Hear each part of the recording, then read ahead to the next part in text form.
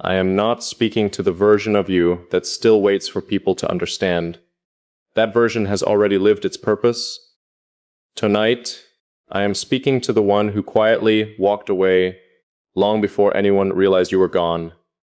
There is a moment in every life that never announces itself. No thunder, no dramatic ending, no final argument that echoes through the walls, just a quiet shift, so subtle that even you almost miss it. It happens somewhere between the last disappointment and the first moment you stop expecting anything from anyone. That is the day everything changes. Not because the world changes, but because you do. People think transformation is loud. They imagine dramatic speeches, public victories, visceral revenge. But the deepest transformations happen in complete silence. They happen when no one is watching, when nobody applauds, when nobody notices, because the most dangerous evolution isn't becoming stronger, it's becoming unreachable. There was a time when their opinions carried weight. Their approval felt important. Their attention felt like proof that you mattered. You waited for replies. You replayed conversations. You questioned yourself after every misunderstanding. You tried to explain intentions people had already decided to misinterpret. You fought battles that existed only because you believed understanding could be earned. You exhausted yourself translating your soul into languages people never intended to learn, and one day you stopped. Not because you gave up, because you finally understood something most people never will. Some people don't misunderstand you by accident. They misunderstand you because the version they invented is easier to control than the person you really are. The moment you realize that your need to explain disappears. Silence replaces defense. Distance replaces arguments. Peace replaces permission. That isn't weakness, that's evolution.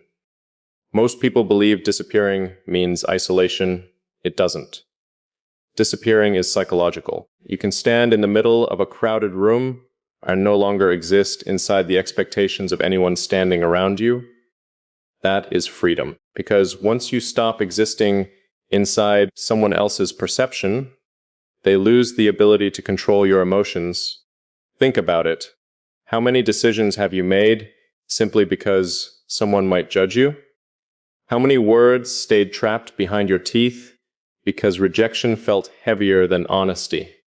How many dreams were quietly buried because acceptance seemed more valuable than authenticity? Now imagine waking up and realizing none of those invisible prisons actually exist. The walls were never built by reality, they were built by expectation. The day you stop living for expectation, walls collapse without making a sound. People won't notice immediately. They rarely do. At first, everything looks the same. You still smile. You still answer. You still show up. But internally, an entire civilization has fallen. The desperate version of you is gone. The version that chased closure, gone. The version that needed everyone to understand, gone. The version terrified of disappointing people, gone. Nobody attends that funeral. Nobody even knows it happened. But something ancient inside you whispers, "Welcome home." That voice isn't loud. It doesn't celebrate. It simply recognizes you, because for the first time, you've stopped abandoning yourself just to avoid being abandoned by others. That changes everything. People often ask why some individuals suddenly become impossible to manipulate.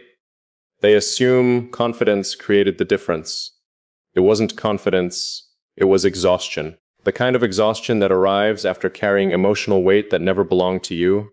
Eventually, your mind refuses to carry it anymore, not because you've healed, because you've awakened. Healing suggests the wound disappears. Awakening teaches you the wound no longer decides who you are. Those are very different things. Most people spend their lives trying to become more attractive, more impressive, more successful, more accepted.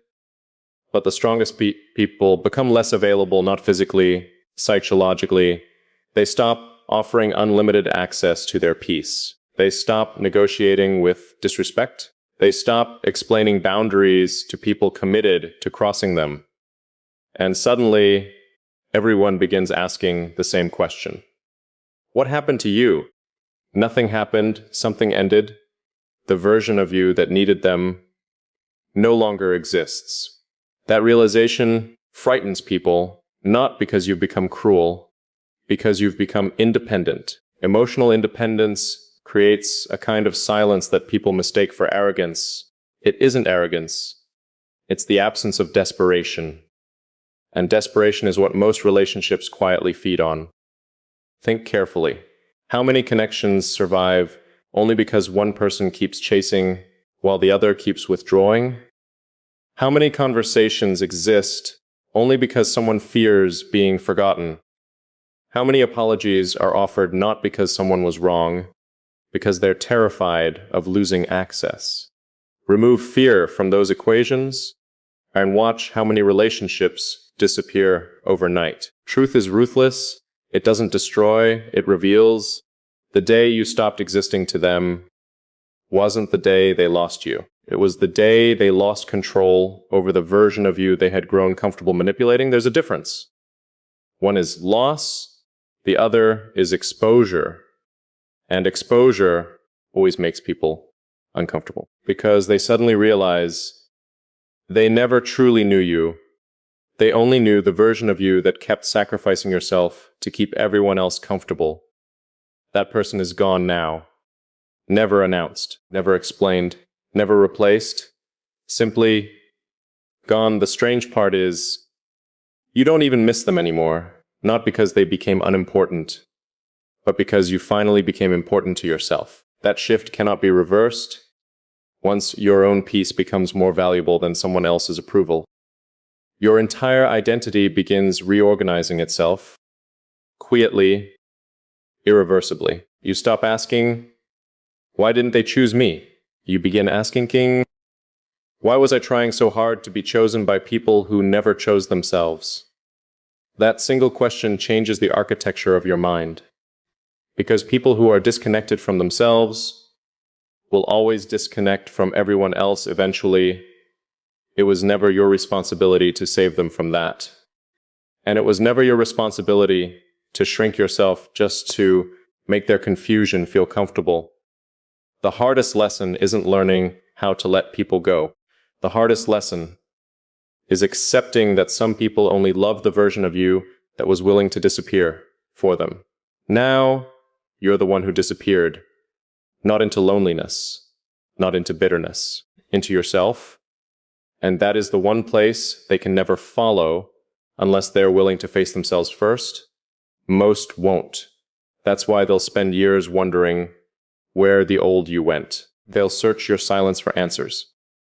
They'll search your distance for explanations. They'll search your absence for the version of you that no longer exists. But they'll never find it. Because some versions of ourselves don't die, they evolve beyond recognition, and once that happens, you don't return to who you were, you become someone the past can no longer reach. There's a strange kind of silence that arrives after you stop chasing people, not the silence of loneliness, not the silence of rejection. Something far quieter, a silence that doesn't ask to be filled, a silence that no longer aches for replies, explanations, or reassurance. At first, it feels unfamiliar. Your mind keeps reaching for old habits. It wonders why no one has called, why no one has noticed your absence, why the people who once claimed they could never lose you seem perfectly capable of continuing without you. For a while, that realization hurts. Not because they moved on, but because you begin to understand something uncomfortable. Most people don't notice your presence. They notice your effort. There's a difference. They notice the messages you send first, the conversations you keep alive, the apologies you offer to preserve peace, the emotional labor you perform without ever being asked. When that effort disappears, something fascinating happens. The relationship reveals its true weight. You begin to see who reaches back and who only ever reached when it was convenient. That realization isn't cruel. It's honest. Honesty often feels colder than deception because it removes the stories we used to comfort ourselves. We tell ourselves they were busy. We tell ourselves they forgot. We tell ourselves they care. They're just bad at showing it. Sometimes that's true. Sometimes simply easier than accepting reality. Reality doesn't always arrive with betrayal. Sometimes it arrives with indifference. And indifference is harder to argue with. You can't debate silence. You can't negotiate with absence. You can't convince someone to value what they've already learned to live without. That truth breaks many people, but not because it's unfair. Because it forces them to stop searching outside themselves for worth. There was a time when your value rose and fell according to someone else's attention. A message could change your mood. A compliment could define your day. A rejection could reshape your identity. Think about how much power that gave other people, power they often never realized they had. Or perhaps power they quietly enjoyed. The world rewards dependency. It calls it loyalty. It calls it commitment. It calls it love. But dependency and love are not the same language. Love says, I appreciate your presence. Despondency whispers, I don't know who I am without it. One builds freedom, the other builds fear. Fear is easy to control. That's why so many relationships survive on insecurity instead of truth. The moment you stop needing constant reassurance, you become difficult to manipulate. Not impossible, just difficult. People who once knew exactly how to pull you back begin discovering that the old strategies no longer work.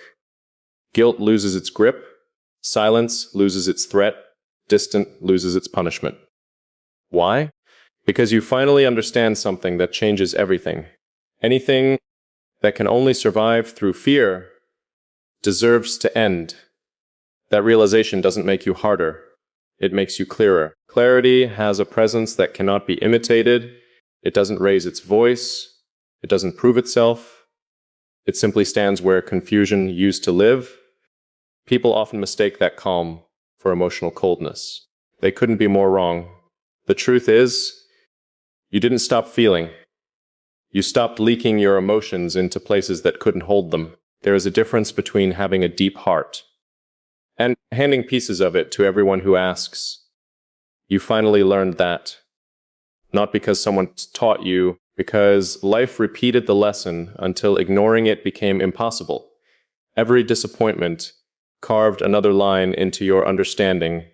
Every broken promise sharpened your perception. Every goodbye removed another illusion, until eventually you stopped expecting permanence from temporary people. That sounds cynical. It isn't. It's peaceful. Temporary doesn't mean meaningless. Some people exist to stay, others exist to teach. Confusing the two creates suffering. You once believed everyone who entered your life had come to remain. Now you understand, some people were only passing through. They carried lessons, not destinations.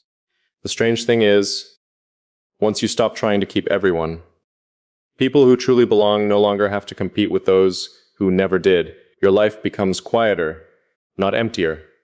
Quieter. There's a difference. Noise disappears. Peace remains. Many people fear peace because they've mistaken chaos for passion.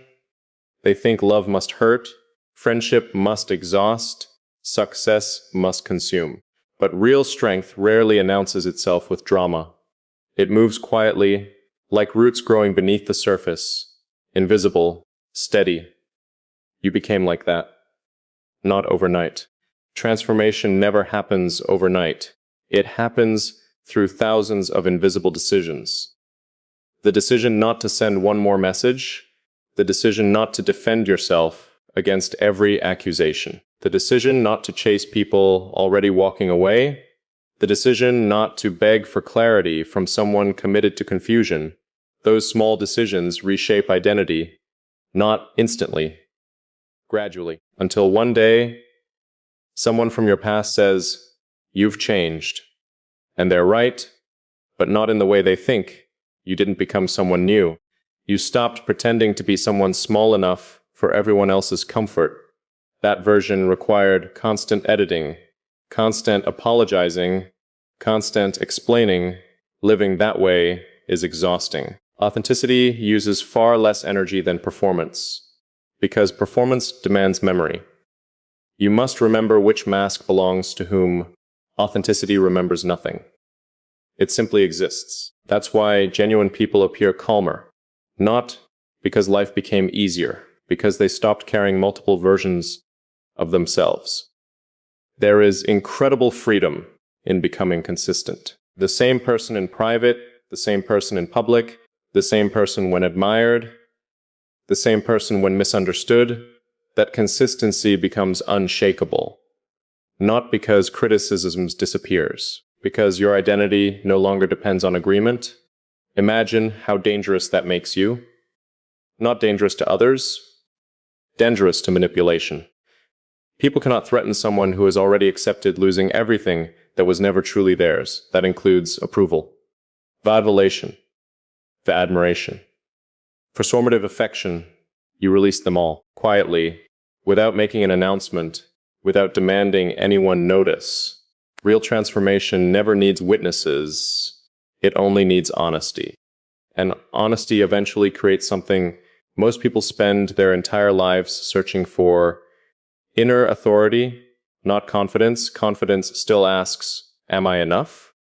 Inner authority simply answers, I know who I am. There is no argument after that.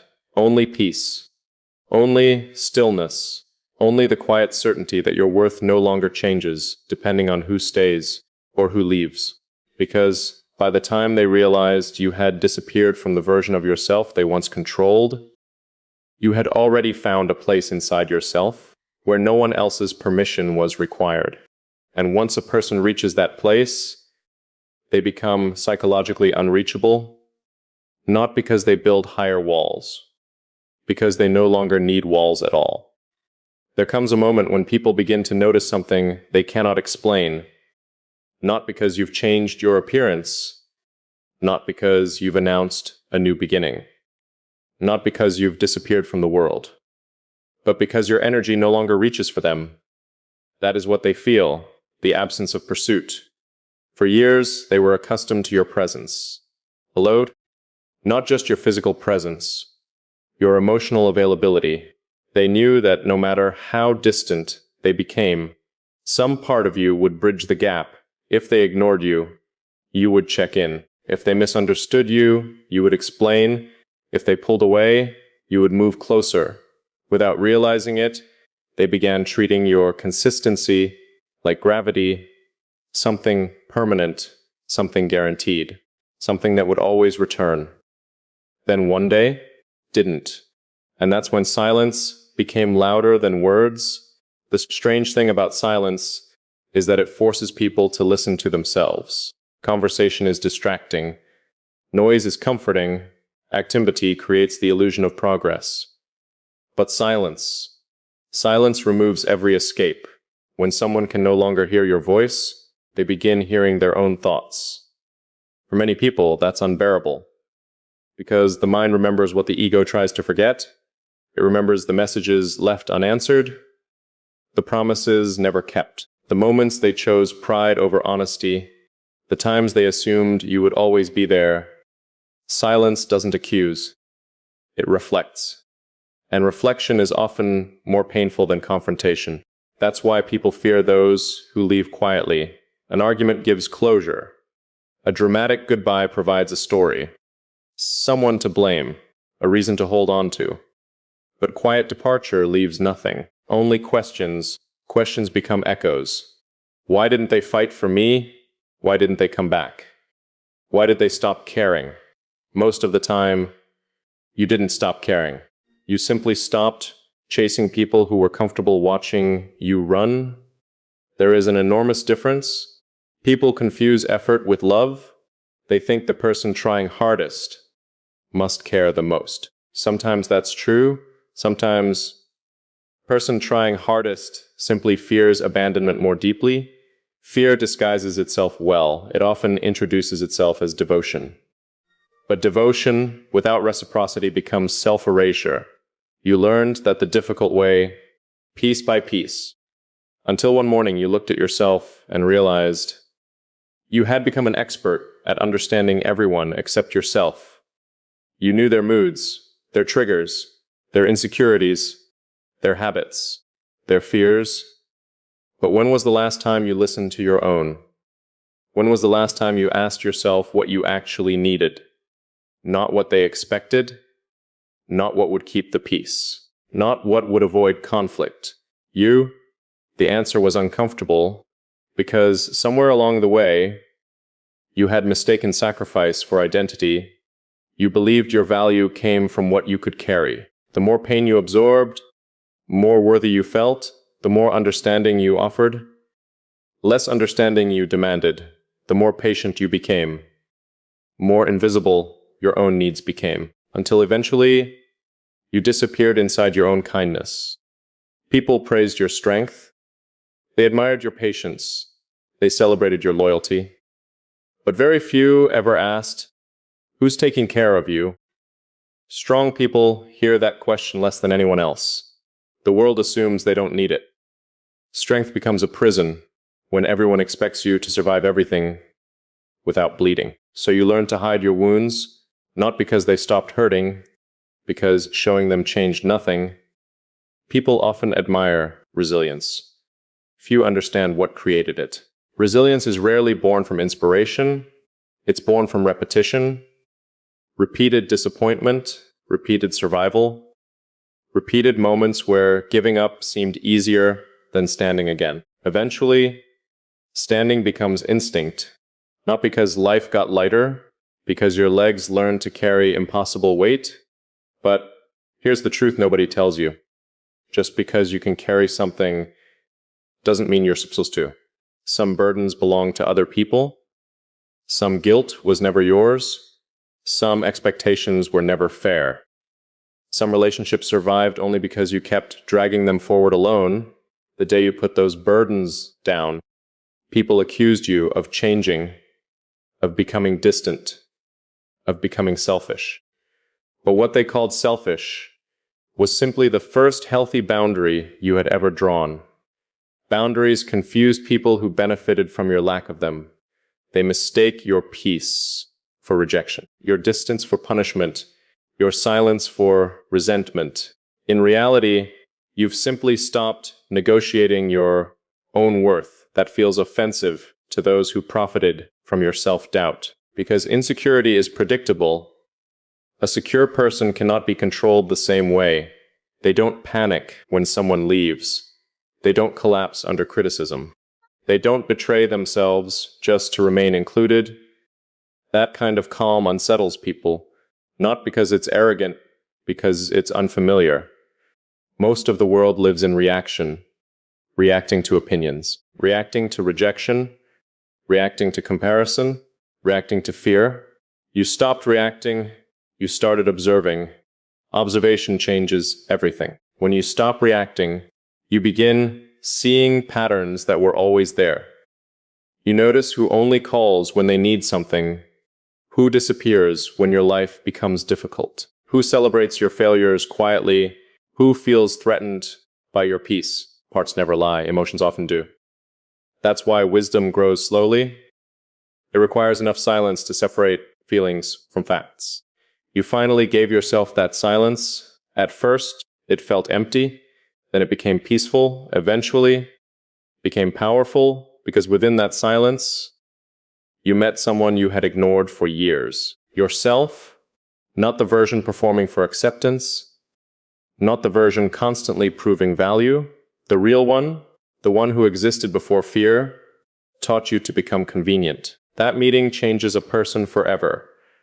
Once you discover that your own company feels lighter than constantly chasing approval, loneliness loses its power. You no longer fear empty rooms. You fear crowded spaces that demand you abandon yourself. That is a completely different kind of awareness. The world teaches you to fear being alone. It rarely warns you about the danger of losing yourself in order to avoid it. You know that danger now. You've lived inside it. You've survived it. And because you've survived it, you no longer mistake noise for connection. You no longer confuse attention with love. You no longer believe access should be free simply because someone asks for it. Your peace has become selective, not because your heart became smaller, because your standards became healthier. The people who truly see you will never resent that. Only those who expected unlimited access without accountability will complain. Let them. Not every complaint deserves an answer. Not every misunderstanding requires correction. Not every goodbye deserves pursuit. Sometimes, strongest response is the one that never leaves your lips. Because silence has a language few people understand. It says, I have nothing left to prove. I refuse to argue with people committed to misunderstanding me. My peace is no longer available for negotiation. And perhaps the most powerful sentence of all, the version of me that kept chasing has finally learned how to walk away. That is the silence they could never understand, because it wasn't empty. It was the sound of someone finally choosing themselves. And once that choice is made, there is no returning to the person you used to be.